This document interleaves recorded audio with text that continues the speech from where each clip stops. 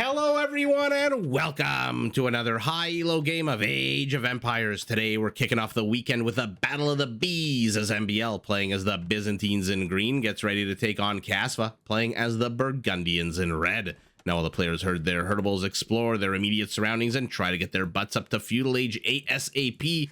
Why don't we take a look at the Civ matchup that we are going to be watching today. Now the Byzantines are a civilization designed to be as hard as possible to take down. All of their structures have progressively more and more HP as the game goes on, starting with 10% more in Dark Age. You'll see 2640 for the town center compared to the usual 2400, 550 HP for the house, 605 for the Byzantines, all the way up to 40% more HP in Imperial. Their bombard towers can be upgraded to do splash damage. They do get town watch and town patrol for free, so they do see enemy units coming from a mile away. And when the battle finally does start, their monks heal units twice as fast. They can slow down enemy advances by spamming so-called trash units for days because their camel riders, their skirmishers, and their spearman lines are all 25% cheaper. And their unique unit, the Cataphract, is a heavy cavalry unit with a massive attack bonus against infantry that can take a pretty good beating with a good amount of HP, strong base armor, and special anti-cavalry reducing. There's no simple way of saying it. It's armor that reduces anti-cavalry bonus damage. Now, when the Byzantines finally do decide to advance to Imperial, they do only pay 2/3 of the cost of doing so, which does allow them to invest their saved resources into upgrading the very Cataphract I just mentioned by giving it trample damage and an even bigger attack bonus against infantry. Now, pivoting to the south of the map where Kasva is pulling his first rhino, down it goes, but not before the horn tusked a little bit of the butt of this one villager. We've got the Burgundians, an oddball civilization with some of the craziest features and upgrades in the entire game. To start with, the Burgundian army does focus primarily on its cavalry, being the only civilization in the game to have access to cavaliers in the Castle Age, and their unique unit is the Custelier, a medium cavalry shock unit that has a charge attack where every 40 seconds a massive plus 20 or plus 25 is added to its attack. Now, to support their cavalry on the battlefield, Burgundian gunpowder units come with 25% more attack, and they do have access to a second unique unit, the Flemish Militiaman. This is a medium infantry unit with a pretty decent attack bonus against cavalry, although if we're lucky enough to see the Cataphract, might be a little lackluster in this kind of matchup. Now, if that's still not enough army for you, the Burgundians can conscript their entire civilian population by turning each and every villager into a Flemish militia and allowing even more Flemish militia to be trained out of their barracks. Now, to help pay for the Burgundian war machine, their stable techs are 50% cheaper. Their relics generate food. In addition to gold, all economic upgrades in the game are available and age earlier and cost less food, and their farmers can be upgraded to generate a small amount of gold while they till those Burgundian fields. Think Vietnamese with paper money, Burgundian vineyards for these guys, except instead of lumberjacks, it's farmers.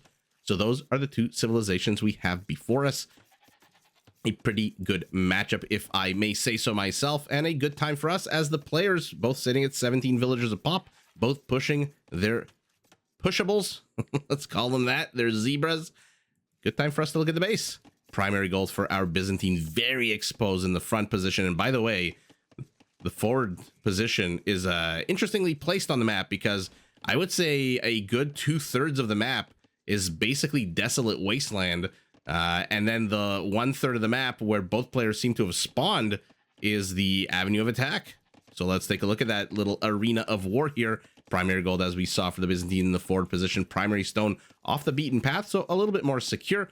Extra gold, extra stone to the back. And where is his third pile of stone?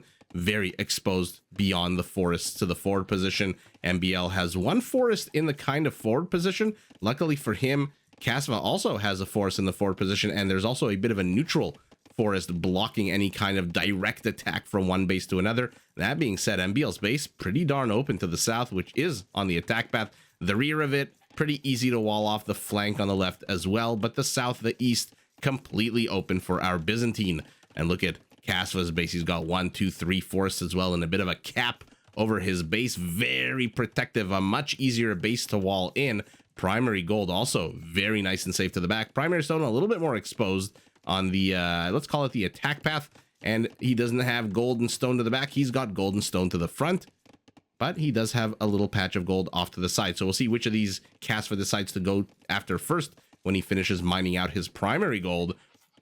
But I like the forest position here for our Burgundian a lot more for our Byzantine. Easy wall off, as we can see. Easy wall off. The western portion of his base a bit harder. This is a little annoying. Not too sure why there's a bit of an oh my goodness, an escarpment here at the bottom of the map. But whereas MbL's southern reaches are open, Kasva's western portion of his settlement is open. So now both players looks like they're exploring each other's bases. Kasva has discovered where his opponent is. Scout taking a well-deserved break. MbL has done the same thing. Looks like he drew a little bit of arrow fire. And by the way, has also seen the stable, the barracks, and has seen the partial wall off here. Whereas Kasva, what has he seen? Oh, yeah, he's also seen the stable, the barracks, and also seen the beginnings of a partial wall off. Couple of wackadoos here as these very, very weak scouts. Who's getting who 10 minutes into the game in Feudal Age. I mean, they're much weaker in Dark Age, but they're still weak as shit in Feudal. Attack each other. Kasva stays around a little bit too long with this one spearman, decides to disengage. Army supplies are identical. Villager population are identical. The only difference here is army composition. 3 spearmen and 2 scouts for our Byzantine. 3 scouts, 2 spearmen for our Burgundian. And a few small engagements around the map already. So we're already starting with the multi-pronged attacks. 3 theaters of war here developing, and yet a 0-0 kill count at the moment, as MbL should be able to shoo away these berry hunters, these 2 red scouts, with the presence of just 1 spearman alone. As now his spearman runs into a wall and has to turn around. Scout huffing it. You can tell he's huffing it by the cloud of dust that his horse is leaving. Ooh, we've got a bit of a Burgundian sandwich here. I love the movement out of MbL. He didn't charge into the scouts, knowing that if he did so, they would outmaneuver his spearmen. So he preemptively moved it to the upper right. It's a little annoying that I can't draw a straight line diagonally. I can only do squares, but you guys know what I mean. First kill of the game going to our Burgundian, who destroys a scout atop the hill. And now armies seem to be converging in the desert here. 4 scouts to the left, a lion jealously guarding over his hunting grounds. And a evening up of the kill count.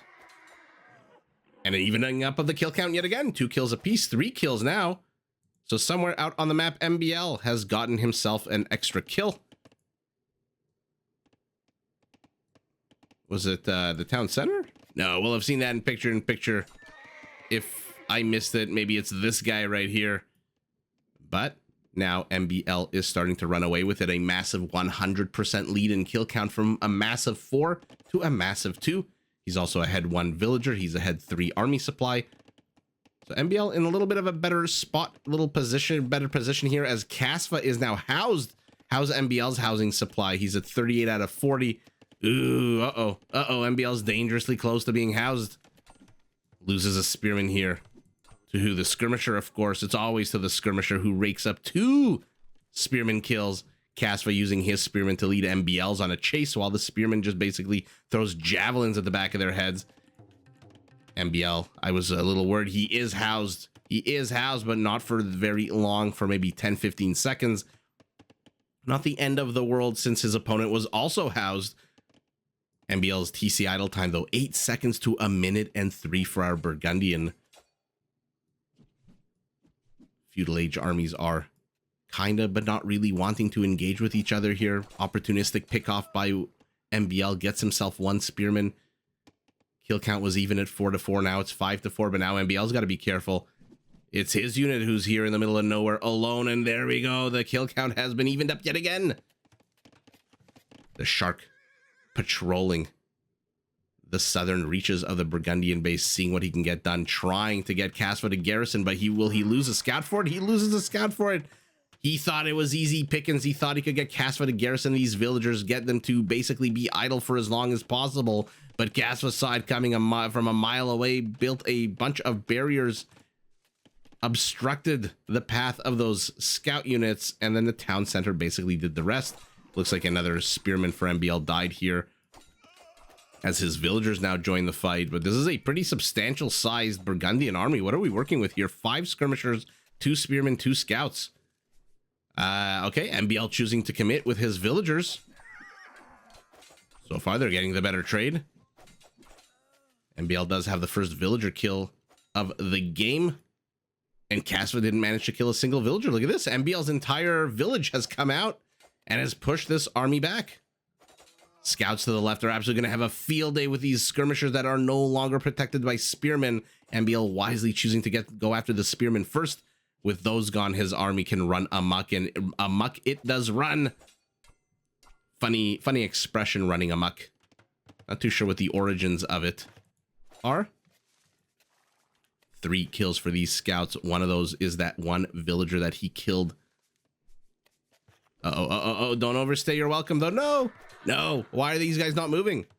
Spearmen villagers join in, get one of the 3 scouts, and if he's not careful, he's going to get 2 more. Poke, and down he goes. Poke, down they go. MbL's entire expeditionary force has now died. Does he care? He's got more and more scouts at home. 10 army supply to 12. Kasva has caught up in villager count. Both of them actually not having any TC idle time for the last 5-10 minutes, which is amazing. Okay, of course, right as I say that, Kasva has to have 2 or 3 seconds of additional TC idle time. And you guys wonder why I don't call things. This one spearman here having an absolute field day. MbL's being a little bit too cavalier with his army. Kill count is evened up yet again at the 2020. Although it is our Burgundian who kills more. Military, right as I say that, of course, our Byzantine kills an extra unit. And now they both have killed 20 military apiece. The only difference is our Byzantine, who is going up to Castle Age, many moons ahead of his opponent, has killed 1 villager. And let's see what the players have built for themselves while they disengage. We saw the stable. I mean, we saw and we know there's a stable. We've got a blacksmith. And that's essentially it. MbL has left his base wide open. Might want to start building a few more houses if he wants to ramp up production in Castle Age. He will be housed in 3 units, basically. Kasva, a bit of a little sack-shaped western portion of his base, but he's also got a blacksmith, a stable, 2 barracks, and an archery range for him. So no market for anybody just yet. And I don't think I see an archery range here for our Byzantine, who loses another scout here behind these. What are you guys, dragon trees? No, you're a dead tree. Dragon trees. You know, Age of Empires is a pretty educational game. You know, you learn military history, you learn general history. Now you learn tree history, and look at that, Kasva gets his first villager kill of the game at the 22-minute mark, and he's only about 1 minute and 10 seconds behind MbL and going up to castles. Okay. Not too sure he wants to stick around to take this fight, though, as his scouts get chased away to the north. His spearman gets chased away here. I'm very curious to see what these players are going to do. Anytime you have the Burgundians, it's always hanging over your head like the sword of Damocles, that they can always push that button, the most hated, just like the Ratha. The Bengali Ratha is the most hated unit in the game. The Burgundian unique tech of the Revolution is the most hated tech in the game. And damn, you came into the wrong part of town. So these spearmen, as they kill, absolutely mob justice those 2 spearmen, and then turn. That was a fantastic get for Kasva. 4 units dead. MbL, does he care? He's going up 2 more town centers. Kasva's still not in castle, but you always have to be cognizant of that freaking revolution, that button, as it's adorably named. Not too sure why it's called the button or why it's called pressing the button. MbL should realize, by the way, that there is a gap in his defenses here between the blacksmith and the stable. What's in you? A knight. Kasva's first archer is gonna live basically as long as a fruit fly, and now he gets trapped with a well-placed palisade gate beneath a town center, only garrisoned by 6 villagers. But now his spearmen are pike, and even though 1-on-1 they won't take down these knights, 2v1 they definitely will. MbL loses a knight for 2 pikemen. Not the greatest of trades, not the worst of trades. Town center up here, town center down there. They're both gonna ramp up their production. Palisade gates in castle. MbL doesn't give a rat's ass. His base is open to the northwest, to the northeast, to the east, and honestly to the south as well. This is not walled off at all. So MbL, I'm assuming, based on the way he's constructed his base, is the one who wants to put on the aggression. And based on his stats, it very much looks like that is the case. He's gone up to 4 knights, 14 army supply to 6. Our Burgundian getting a wheelbarrow an age late, even though he had access to it an age earlier. I really do wonder. I'm assuming there's a Spirit of the Law video that discusses when the best time for the Burgundians to get the techs is, because I know there's a bunch of videos out there. When is the best time to get this upgrade, that upgrade? I'm talking about economic upgrades, so things like the bow saw, horse collar, wheelbarrow, all that stuff, double bit axe, like our Byzantine has right now. There's usually a very specific time in the game when you want to get these upgrades. Otherwise, the cost of doing so will inhibit your ability to train as big of an army as possible. Ooh, this is also open now, by the way. Oh, no, it's not. Not yet. Not yet. Ooh, this is dangerous close, though. Ooh, I don't know why my voice died out there. Dangerously close to being open. I wonder if there is such a analysis for the Burgundians, because like we saw in the beginning, their techs are available, their economic techs are available in age earlier. Battle of the slow moving, weak hitting units ends with the death of the monk. And the players disengage yet again. Okay, so not a lot of aggression despite a crazy feudal age that saw us going up to what, 60, 70, 80 kills, a 4th town center for our Byzantine, who, by the way, his structures are now 30% thicker than normal, 3120 HP compared to the usual 2400. So not exactly a Persian town center, but the Persian thickness bonus, so that's a thick with 2 C's, by the way, applies to their town centers, their docks. The Byzantines apply to everything, 1170 on a house compared to the usual 900. Our Byzantine has army to the east. I don't know why I'm having such a hard time with directions this game. Ooh, they got the monk. The lion springs into action. Our Burgundian here, will he go Cavaliers? He's only got 2 knights. He doesn't have the food for the upgrade, even with that 50% discount on stable techs, which means generally the Burgundians are usually first to hit paladins. And I want to say if we're going to get to see Imperial, I suspect we're going to see Imperial Age, the way these players are just kind of hanging out in Castle, not really trying to do too much. These are not really game-ending moves here by the players. I don't see any kind of forward castle out of any of them. I don't see any kind of massive army buildup by any of them. I see a spearman getting gangbanged by a bunch of pikemen. I see a few monks here trying to get rid of a few knights. And I see a camel getting rid of a knight up here. And also a lion, 1 spearman with 0 kills, 11 HP. Might as well just delete this unit. University. Monastery. Remember, the Byzantines do only pay 2/3 the cost of going up to the Imperial, and that only applies to Imperial, not like the Italian discount that applies to all the ages but is stuck at 15%. This is 33% discount. So MbL is only about 200 gold and about, okay, right as I say that, he trains 10 villagers. I was gonna say 100 food away. Pikemen kind of just hanging out, watching their mang, and they'll take a bit of a swipe from that scimitar of the camel rider. Ooh, will he get the camel rider the conversion? No, he does not. So here we go, the first siege of the game by our Burgundian, who amazingly takes the high ground here against his opponent. MbL says, you know what, I've learned from my mistakes. I've watched the tapes. I've seen Cast of Empires. I know. I doubt he's seen any of my videos, but I know that I have an issue with getting house, so I'm just going to plop down a whole bunch of houses, and then I'm going to start pumping out these cheaper camel units. 25% discount on those, 25% discount on the 1 spearman that he has. Converted mangonel. We saw redemption being researched at the top left of our screen. That is what it was for. Kasva went from 4 to 3 mangonels, but here we go. Here we go. Did he see MbL's castle? No. Interesting that both players not seeing the castle of the other. MbL obviously didn't see Kasva's before he started building his, because he started building his first, and Kasva didn't see MbL's castle. But look at the similar mentality of both players, one being incredibly aggressive, one being defensive, but both of them realizing this is where we want to push in, this is where we want to shove our big, juicy armies. And there we go. Imperial Age for both of them. It's kind of obvious when the players are... they don't really rush up to Castle Age, and then when they get to Castle Age, they kind of meander. A little here, a little there. A few camels, a few knights. Their army supplies together make 30. But MbL's villager count is starting to go a little bit into dangerous territory for our Burgundian, because he is now 28 villagers ahead.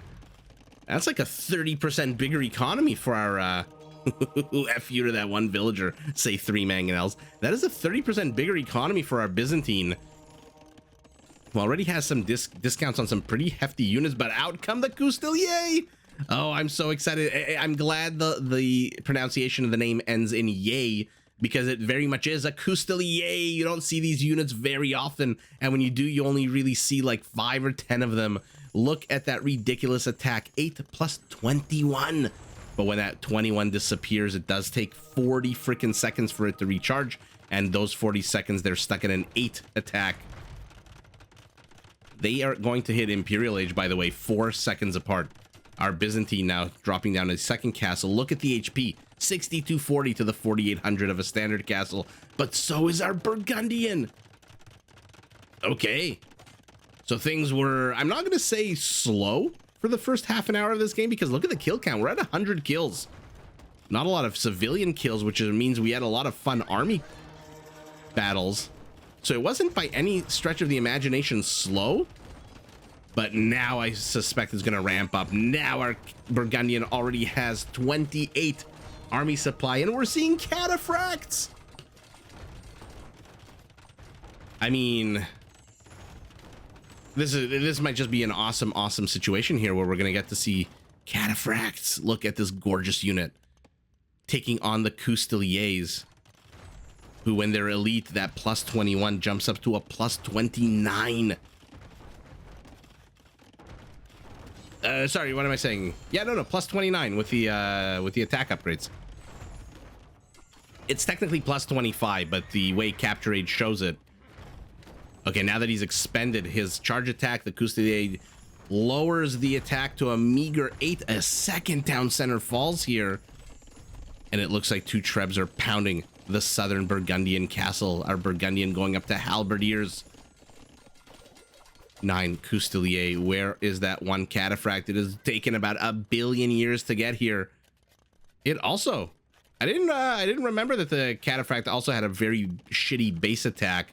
One of the big weaknesses of the Byzantines is, if you take a look at the top left of your screen, they are missing the final attack upgrade for their melee units, the blast furnace upgrade, and so their attack is a little lackluster, relying more on the thickness of the cataphract and the cheapness of the supporting units. By the way, pile of rubble to the south, soon to be a pile of rubble here to the center. Looks like the cataphracts are just running amok inside the Burgundian base, but at the same time, our Burgundian is clearing a path here. He is destroying infrastructure left, right, and center, and his castles might have fallen. And that basically means 9 Cousteliers is what we're going to see, but I don't think he's really interested in going Coustelier anymore. There's the Byzantine versus Burgundian battle I wanted to see. Unfortunately, 1 unit versus 2 units. Let's see 50 versus 50, please. If I'm already making my my wish list. 40 minutes into the game, our Byzantine has a ridiculous 160 villager count. He suspects he's going to lose a lot of villagers to raiding, I guess. These camels have to be careful the second the halberdiers close in on them. They are dead meat. Although enough converted Cousteliers are here, the town center adding about as much damage as possible, but more importantly, the castle with 10 kills. A third town center falls.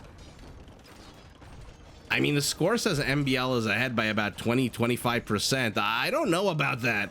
I really don't know about the scores. And here we go. Cataphract. One thing I will say, I have to point out about the Cataphract, it does have special armor that negates anti-cavalry. So this halberdier usually does 32 bonus damage to cavalry. So you see there the third one, cavalry plus 32. The Cataphract, it's not elite, so it has special armor that reduces that by 12. So you'll see up there, armor, cavalry, 12. If we're lucky enough to see an elite cataphract, oh, I love when they're in a V shape. Ducks stay together, he says. That is a reference to the Emilio Estevez Mighty Ducks first movie.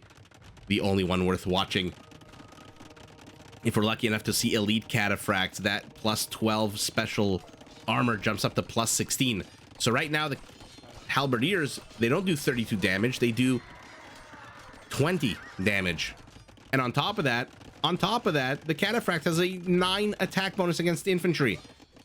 So they do less damage, they get hit harder.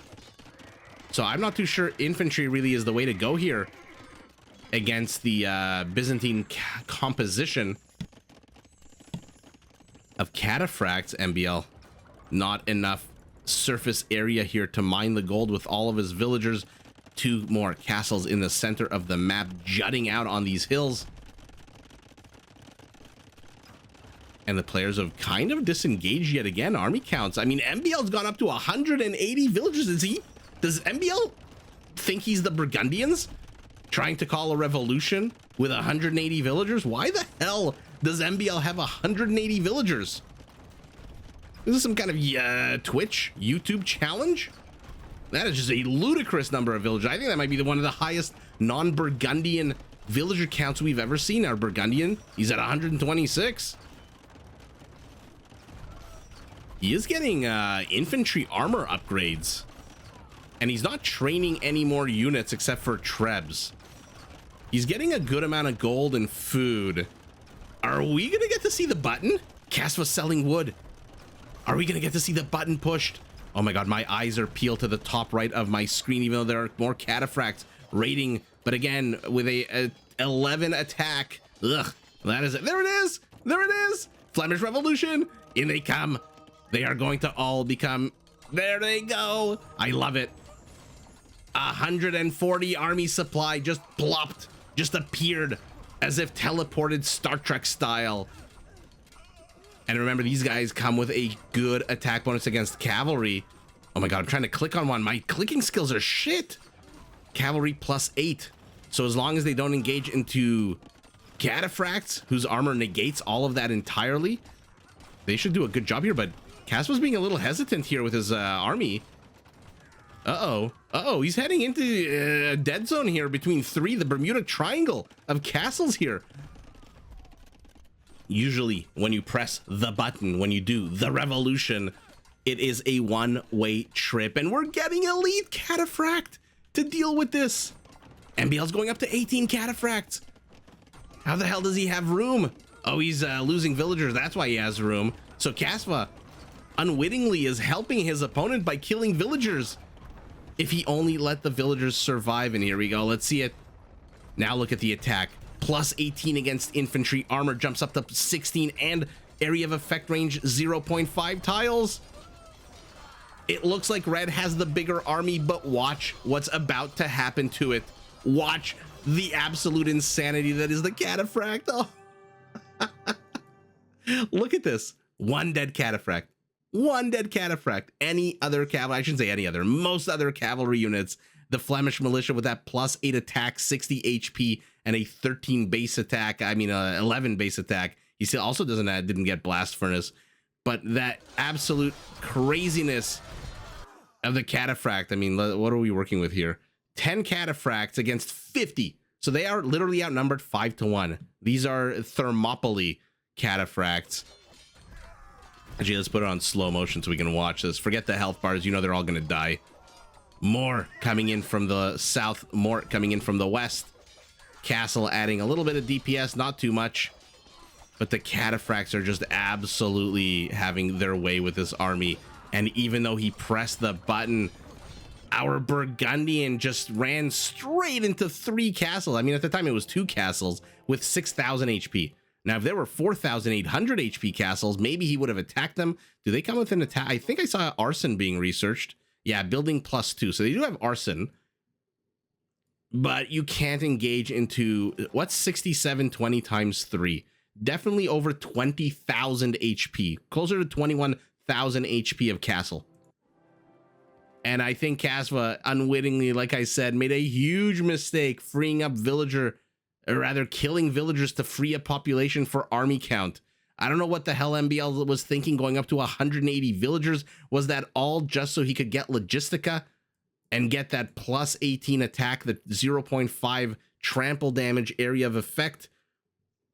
But holy moly, Kasva down to 59 army count, 45 of it these Flemish militia, which again are usually, on the whole, enough to destroy a civilization. But again, Kasva running them into the castles, killing villagers to free supply for cataphracts.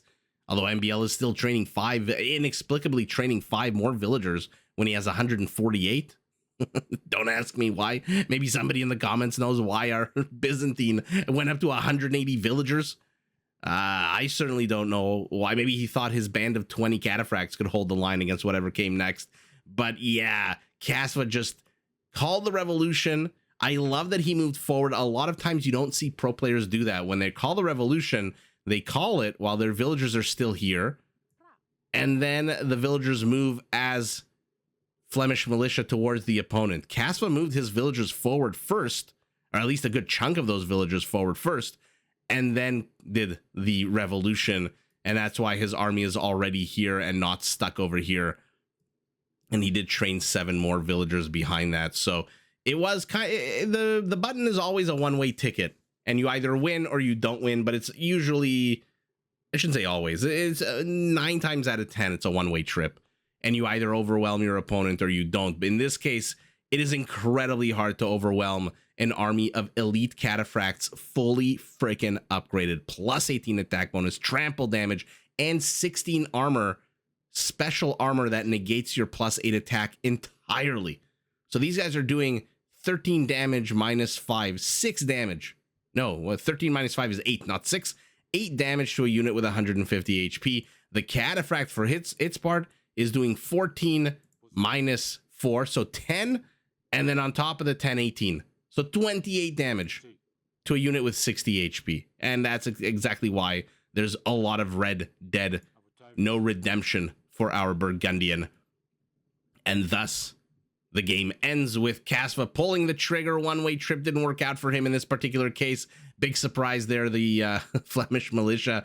So this game was a bit of a parabola situation. It was very exciting in the beginning. Then it kind of slowed down in Castle Age, and then it ramped up in Imperial once the players rushed to Imperial. And this is just the power of the Cataphract versus Infantry, where 39 of them can absolutely demolish 21. Although we forget that stat. We saw 10 of them demolish almost 50. 36.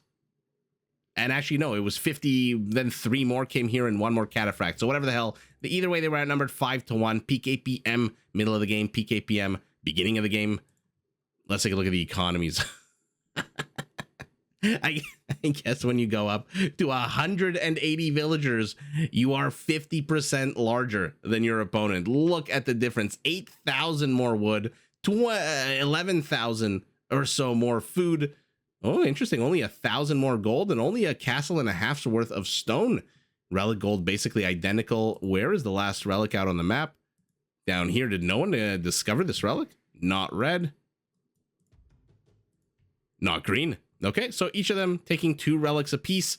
Kill count 232 by our Byzantine, 150 for our Burgundian, who at the end of the day killed more villagers. But like I said, was he right in doing so? I mean, obviously, it's easy to critique. It's easy to say he should have done, shouldn't have done, when we've got the God's Eye caster view and we know exactly what's going on, on both sides of the field. But Kasva, this is his vision. He doesn't know that MbL went up to 180 villagers. So in his mind, slaughtering 51 villagers, most of that was towards the end of the game with these 16 kills. Yeah, 13 of them villagers.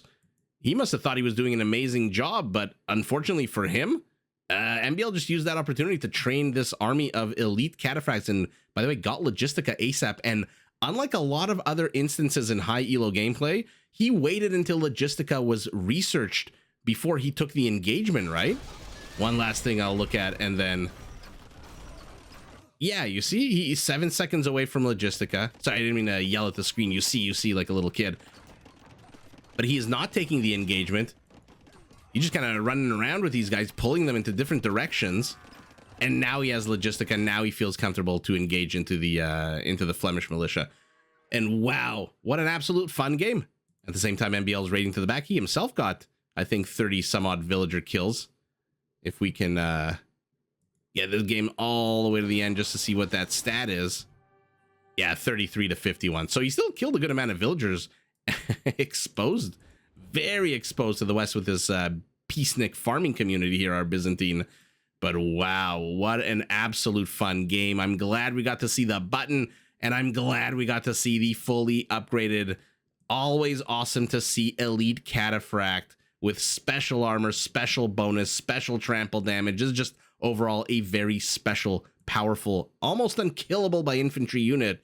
Except I guess maybe the Teutonic Knight, maybe the Samurai, maybe a few other units, the Kameyuk maybe. I don't think any of those could really go one-on-one with a fully upgraded cataphract, right? Even the Teutonic Knight. All of that armor means jack shit in the face of an 18 bonus. Yeah. Although maybe a Teutonic Knight does have enough attack of its own. Anyway, I'll leave that to channels like Mike's, who do the combat analysis of units versus units. At the end of the day, it is awesome to see the revolution. It is awesome to see the cataphract, but ultimately there has to be, like in Highlander, only one winner. And in this case, it is our Byzantine with the Logistica cataphract who takes the final battle here, and with it takes the W. But GG to both players. Did you enjoy this video? Check out these other clips and make sure to subscribe and enable notifications so that you're notified of my latest uploads.